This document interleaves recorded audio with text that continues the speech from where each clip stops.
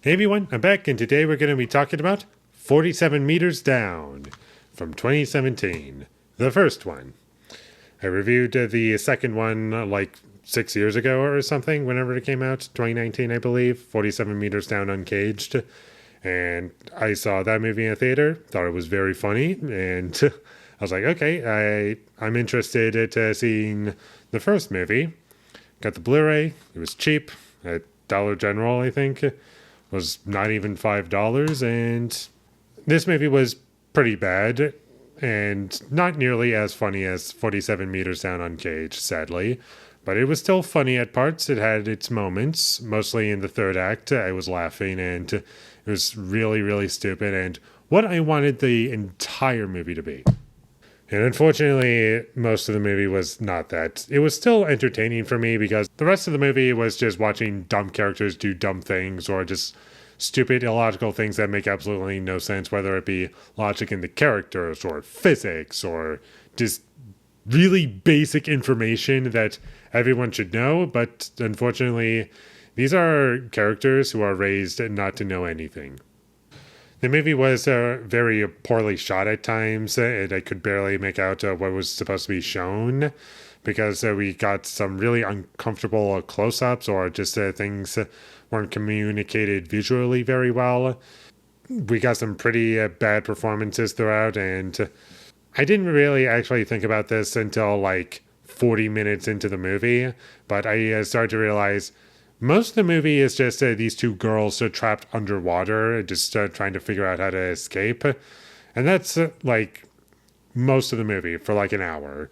And I started to realize, probably part of the reason as to why they did that is for a few reasons.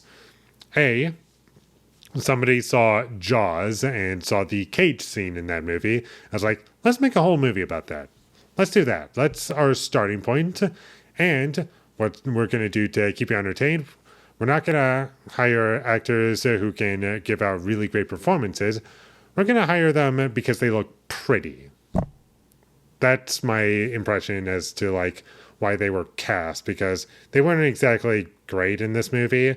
Not like they had strong characters to work with or really anything to work with, but man, these characters are really weak, and you get some pretty bad scenes with performances at times, and things are just communicated in a way that I just find to be kind of laughable and kind of stupid. The dialogue in this movie was pretty bad as well. No character talked like a real person. Everything was just so phony and fake and unbelievable at times. And the CGI in this movie, I never believed that it was a part of the environment. Like the sharks, they did not look convincing. I know it's like 10 years old at this point, like almost 10 years old, but still, you would expect some decent effects at points, and I just didn't get that from this movie. I never once felt as though any of the sharks were a part of the environment, and they just looked like completely different entities when you compare it to the live action people in the background, or even just the water that you see around these actors. They don't look like they mesh very well. And the tone is all over the place at times. Like in the beginning, it's supposed to be kind of sad because a relationship is not going very well, and then it just turns into a music video all of a sudden. I'm like, okay, this is kind of odd, and we just get from point A to point B, and just it doesn't matter how we get there, we just need to get there. That was the main motivation. And this movie had like a $5 million budget or something, and it grossed like over $60 million. And I personally feel as though they didn't really do much with that money. And it really shows how cheap the movie was, because never once did I feel as though there was anything in this movie that really made it feel as though they maximized the value of this. It just felt very cheap to me. The music in this movie was genuinely awful, and I couldn't figure out what it was going for at times. Like, is this supposed to be scary or cool, or what are we doing here? It just didn't feel like it had an understanding of what it was trying to go for. And I swear to God, if you took out the music from this movie, it would be so much better. Infinitely better. But instead, we have to have music for the pacing, and it's really bad in this movie. And there's jump scares in this movie. That's always annoying for me. There was a really funny moment when a shark ate like a camera. That was pretty funny. And the whole third act was like gold to me almost.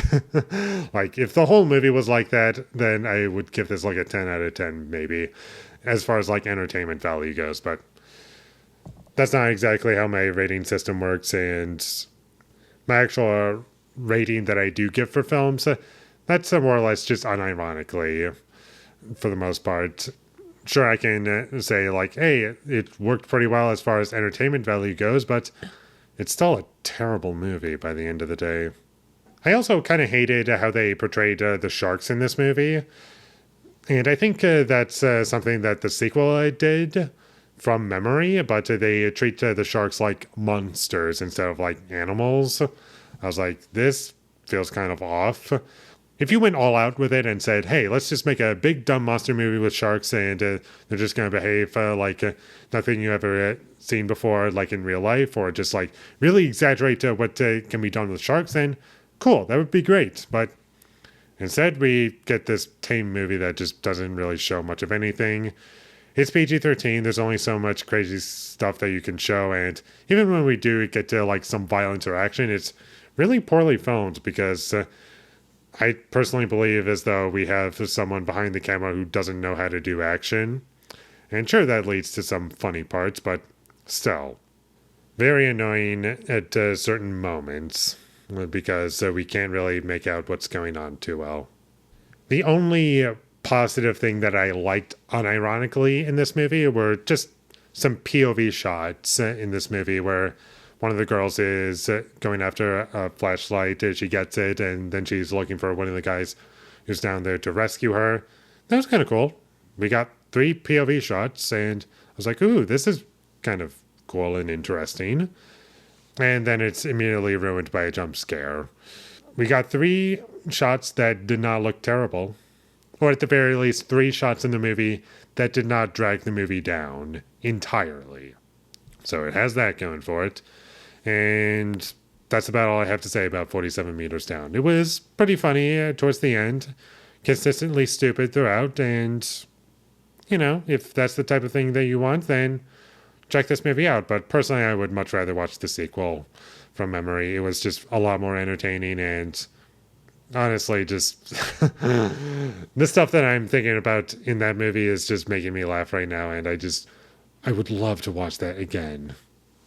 So this one, not great, but it's kind of funny at points. So with all that being said, I'm going to give 47 Meters Down a 1 out of 10. Now, will I ever watch this movie again? Probably, because it was funny enough for me to consider watching it again, but I don't think I'll be rushing back to this one. If I'm going to watch a funny bad movie, I think I'd much rather watch something like, I don't know, Madam Web or something like that. Thank you for watching my videos. As always, if you enjoyed this review, be sure to leave a like and comment down below you thought of 47 Meters Down, and my social media links, they will all be in the description, so follow me there. And last but not least, subscribe to be a part of Foley Nation, and I'll see you when I get my next review up, and that is going to be for Memories of Murder. So look forward to that, but until I get that up, thank you for watching and have a great day.